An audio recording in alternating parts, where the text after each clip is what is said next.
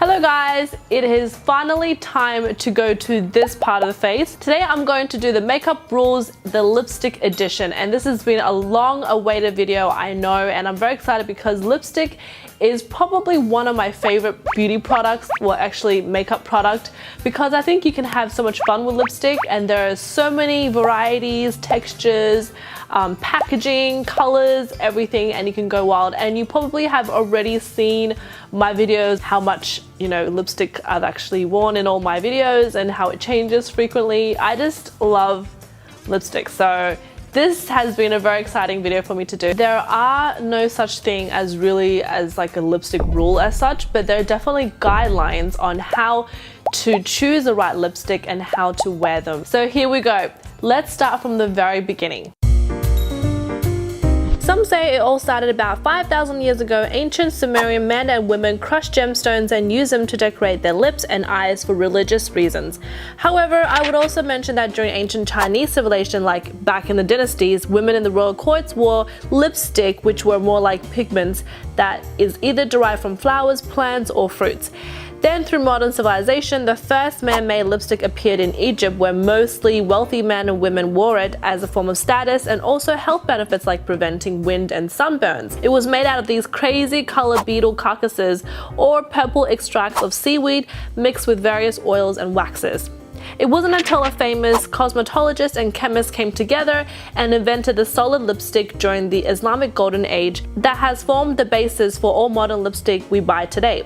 And of course, Queen Elizabeth I is credited for bringing back the popularity of lipsticks back in 1558. And now through more modern technology and research, we have all these various types of lipstick, lip balm, lip treatments, lip glosses in all different types of finishes and packaging.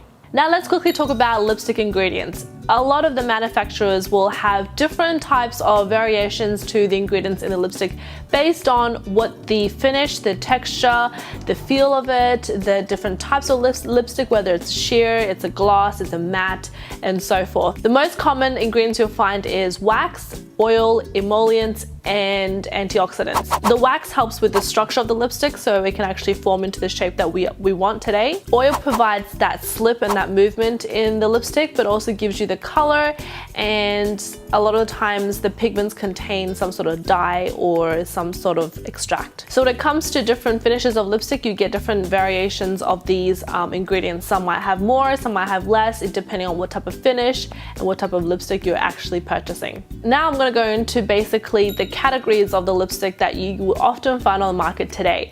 So it doesn't matter which brand, whether it's drugstore, high-end, or even just a boutique brand that you find online. Usually the lipsticks is split into 4 color categories. The first one is red. You got the orange, and then you got the pink. Last but not least is nude. A lot of the colors have a broad spectrum of colors. So for example, even though it's red, there is like the blue base red, the orange base red, the pink base red. All of the time that they will tell you different reds will look different on you depending on your coloring, whether you're a warm tone or a cool tone. I actually think it's not always necessarily true, because at the end of the day, it's about trying them on your lips and actually seeing for yourself. And with orange lipstick, it also ranges from say a pinkish orange to something like a corally orange, or something as tangerine and yellow banana orange. So there's so many different types of oranges out there as well, and I think that it's also finding that perfect orange for you, whether it's light, dark, sheer, cream, full, whatever texture it is. It's all about trying them on your lips before determining what color is your orange. And pink is obviously one of the most popular colors, because you can wear bright pink lipstick, and pink can go from as pale as a baby pink to something as like an intense fuchsia. And I actually kind of categorize purple and plums with the pink because I kind of see them as the same color scheme. It's sort of like in that pinkish purplish zone. So I kind of like to mix the pink and purple together. I kind of see it as a one family. Now in the nude category, nude actually ranges from say a very pale, almost like a concealer look, look type of nude to something as warm and dark and deep as like a chocolatey brown. And those can be so broad that it can almost be like a color wheel of foundations. So when it comes to choosing the perfect nude for your lips, it's not necessarily actually matching the same color foundation as you would wear, because usually that will make you look washed out because you'll look all one color and pale and you'll look kind of quite sick. I also find that the perfect shade of nude for your lips would be to match 2 shades darker than your actual foundation.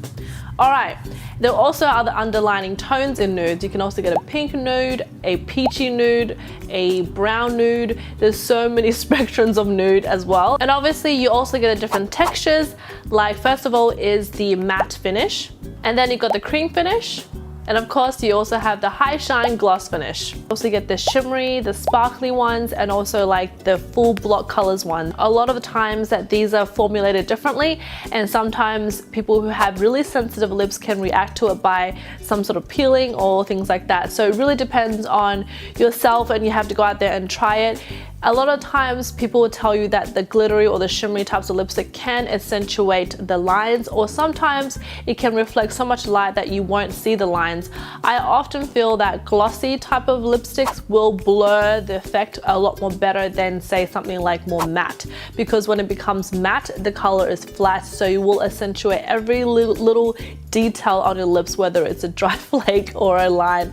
So I kind of like the happy medium where it's sort of in between the creamy texture. And there's like so many different types and variations of lipstick you can get. Say one example, you can get a nude lipstick from really sheer coverage to a maximum full glossy finish. You may look amazing in a glossy pink and then look totally gross in a sheer red. I think it's all about having fun and playing with makeup, and that's what lipstick is all about. Is about putting that lipstick on and feeling great about yourself, and you might want to rock a different look.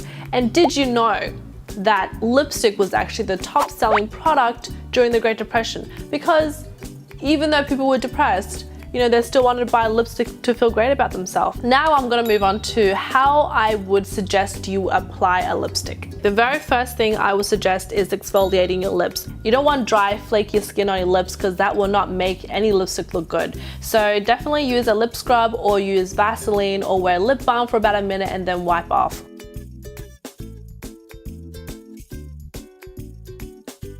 The next thing is if you want to conceal. So I like to use a concealer or a lip primer that kind of conceals your current lip color, whether it is, you know, a little bit too dark or whether it's too pale. Somehow it will neutralize it, so then you've got a blank canvas. So whatever lipstick you put on is going to show true to color, as opposed to, say for example, you have really red lips, and if you're going to put on a pink, it's going to look super dark because you already have red lips underneath. Number 3 is always start from the center. So it doesn't matter what color lipstick you're using, always start from the center because that's where most of the color concentration should be anyways, and then slowly work your way towards the outer corners and the outer line. And don't be so scared to overdraw them a little bit, but then again, don't overdo it and give you crazy, like, I don't know, dark lips. Last but not least is don't be shy to use lip brushes and lip liners. I think those are great tools to help you get the perfect shaped lips. I love using lip liners and lip brushes because I feel like they give you more a professional finish, and sometimes I even wear lip liners by themselves. So I think lip liners and lip brushes are great tools to use to get that perfect lip. There is somewhat a guideline on how to choose a lipstick. Basically, if you want to appear lighter, then the contrasting color will be wearing some sort of dark lipstick. So if you go dark hues, it's gonna make your skin tone look brighter, and it's also gonna make your teeth look whiter. As opposed to if you're going for a more of a pale look, so for example, your pale pinks, your pale nudes, they will make you look a lot more tanner and a bit more dark in skin tone. So there is that sort of color tricking your eyes type of thing going on. So this is a general rule of thumb that a lot of corals and oranges might make you look a lot more tan, as opposed to wearing, you know, blue based colors like bright pinks and bright reds. And to find the perfect shade of nude is actually quite difficult, and it's actually a video on itself, and I would love to do something like that to show you how to find the perfect nude for you. So if you are interested, remember to like this video and comment below and let me know.